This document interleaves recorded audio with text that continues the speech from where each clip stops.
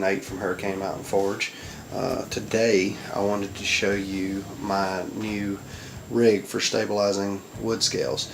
I've been wanting to keep more things in house. That way, you know, it cuts down on expenses. I've got a few friends that they send their wood scales off to have them done, and then they get shipped back to them. That's money, shipping, and everything. So I wanted to do it on my own. I make my own blades, so I want to be able to make everything in a fashion for my blades. With this setup, I've watched a few videos on YouTube. I haven't seen nobody make a setup like this, so this should be a new one for y'all. But like I said, I watched a few videos, got, you know, a little bit of education on it. So let's flip it around here and let you see what I've got going on. Now, this is my setup. This here is a 12 quart canning pot. It has the slide latch lid, just like they all do. The function of this one that I like the most, this idea that I came up with, is this little piece here. Now, I didn't have to cut out no metal or anything to hold my scales down. I put my scales into the liquid, drop this on top, it'll sink on top of them, then I can put me a brick right on top, or, you know, something to weight it, piece of steel just to weight it down. Then the fluid can come back up through these holes, and, you know, that way I ain't got to worry about them floating to the top and catching air. Alright, the lid, what I've done with this is this gauge. You can get it at any, like O'Reilly's AutoZone Advanced, and it is a fuel pressure gauge. But what I've did with that is underneath I've took the petcock out. Matter of fact, I'll show you the petcock here. The shaker petcock for the little doggle that goes on top and sits there and vibrates and makes a buttload of noise. Back here I have taken and I've put a quick connect for like the Schrader valve on an AC system on a car, so that way I can hook it up, and you'll see here in a minute. Inside you'll see, now these pots, they have a I guess an air relief valve, or, you know, so the pressure can't build up too high and explode the pot. But I plugged that with what do they call this,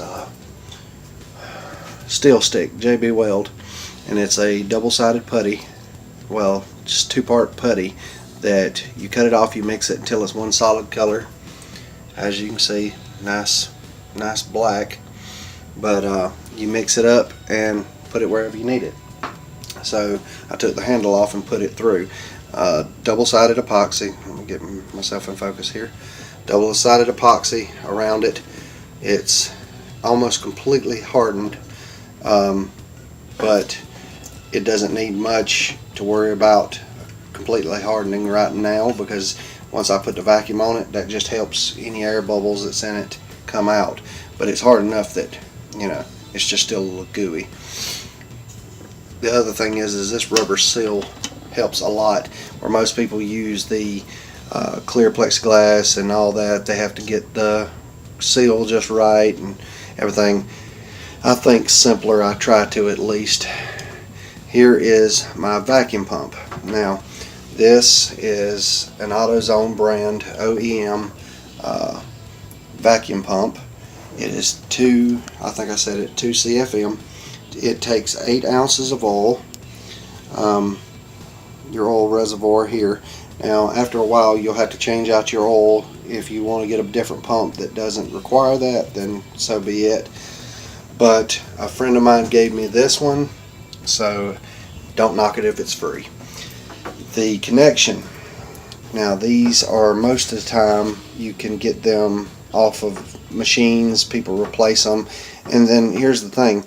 The O-ring down on the inside, you can go in there with a pick and change it out, but it's a quick connect, make things easy. Alright, so let's see. Get my little tripod, my baby tripod stood up here, and all I do put it down, lock my lid in place, and I even heard the air come through the quick connect nozzle whenever I went to put the lid on, so that shows it's airtight. All I do, get you back up here where you can see, and there you go, locked in place. Now right now it's got movement, but as soon as that vacuum starts, it will lock in place. Now get some light going here. Alright, turn on the pump. Slide this back so I'm putting my camera sturdy. Alright, now the vacuum has already started to pull.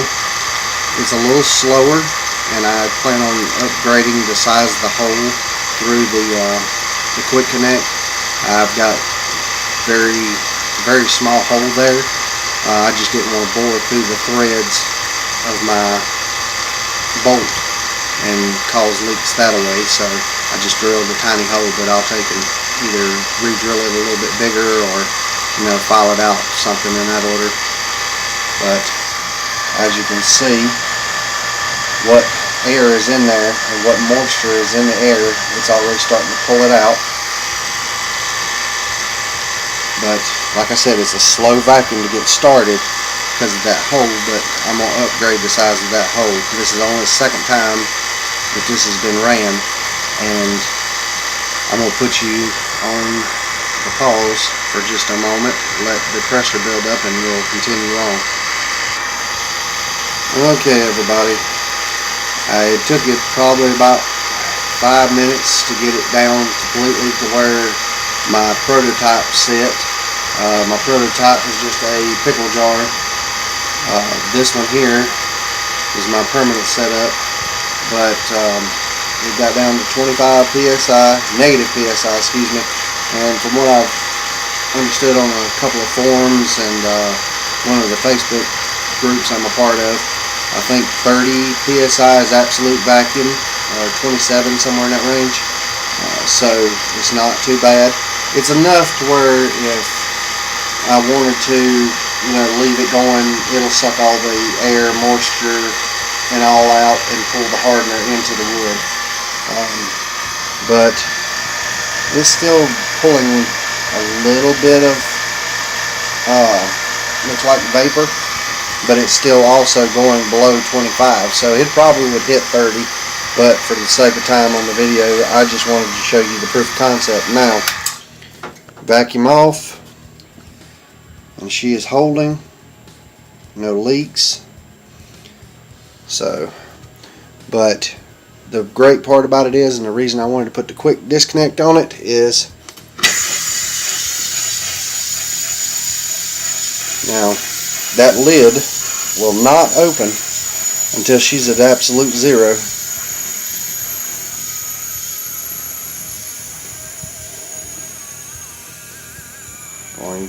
Going down, as soon as it hits zero, and there you are.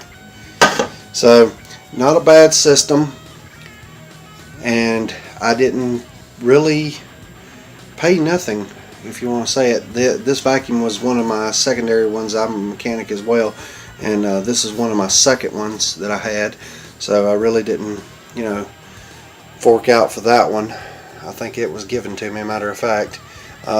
This Peacock was given to me, or the valve was given to me. Hoses, vacuum, everything was pretty much given to me.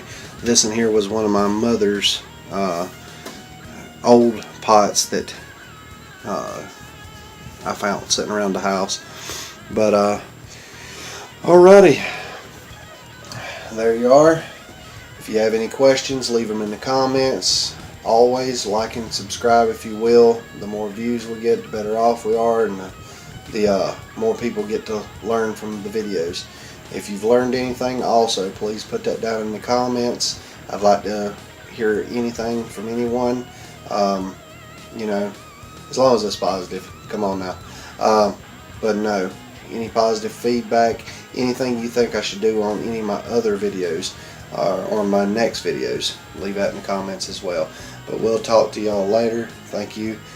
And once again, I'm Nate from Hurricane Mountain Forge. Y'all have a good one.